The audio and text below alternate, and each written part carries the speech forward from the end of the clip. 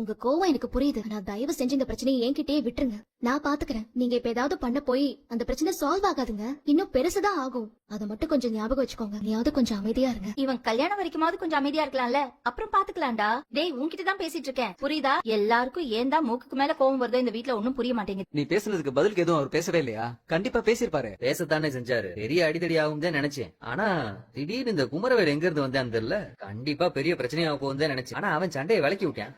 யாரு? எங்க அண்ணன் மகன் குமரவேலா? செந்தில அவன் அப்படிலாம் செய்யக்கூடிய ஆளே இல்லையே. எதுக்கு சண்டை போடுறீங்கன்னு அவங்க அப்பாவை சத்தம் போட்டு சண்டையும் விலக்கி விட்டு. மன்னிப்பு கேட்டானா? டேய் திருந்திட்டானோ தெரியலையே. திருதுனா நல்லதுதானே. இங்க பாருடா, மீனாவும் அம்மாவும் அம்புட்டு தூரம் சொல்றாங்க, அப்பாவும் பாத்துக்கிறேன்னு சொல்லிருக்காருல. அதனால இந்த தடவை விட்டுறலாம். அடுத்த தடவை அவர் ஏதாவது பண்ணாருன்னா அப்புறம் பாத்துக்கலாம்.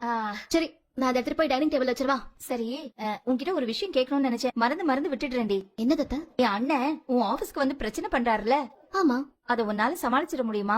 ஏன் கேக்குறிய? இல்ல, உன் இடத்துல வேற யாராச்சும் இருந்தா அவர் ஒதுங்கி போயிருப்பாரு. ஆனா நீ இந்த வீட்டு ஆளா இருக்கிறதுனால ரொம்ப குடைச்சல் கொடுப்பாருமா. அதெல்லாம் பாத்துக்கலாம் அத்த. இத பாரு, உன்னால முடியலன்னா சொல்லு, நம்ம வேற ஏதாவது பண்ணலாம். என்ன பண்ணுவீங்க? நம்ம வீட்டு ஆளுக ஃபுல்லா இந்த பக்கமும், அவங்க வீட்டு ஆளுக ஃபுல்லா அந்த பக்கமும் நின்னு சண்டை போட்டிருப்பிய. அதெல்லாம் யோசிச்சு ஒண்ணாக போறதில்ல அத்த. நான் அவரை ஸ்ட்ரிக்டா வார்ன் பண்ணிட்டேன். இனிமே மறுபடியும் வந்தாருன்னு வச்சுக்கோங்க, மேல இடத்துல கம்ப்ளைண்ட் பண்ணிடுவேன். இல்ல, எல்லா இடத்துலயும் அவருக்கு ஆளுங்க இருப்பாங்க, நீ கொஞ்சம் கவனமா இருந்துக்கிறியா? சரி அத்த, நான் பாத்து